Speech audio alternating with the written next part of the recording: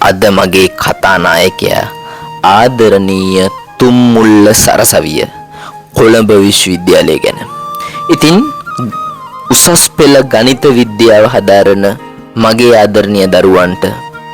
කොළඹ විශ්වවිද්‍යාලය හදාරන්න පුළුවන්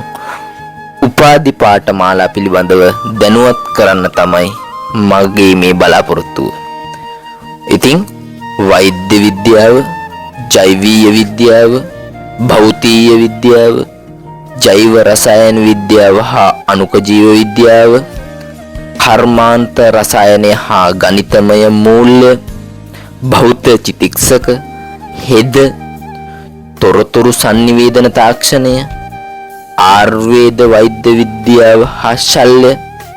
යුනානි වෛද්‍ය විද්‍යාව හා ශල්‍ය, වෛද්‍ය ප්‍රතිබිම්බ තාක්ෂණය, ප්‍රාථමික අධ්‍යාපනය කියන උපාධි පාඨමාලා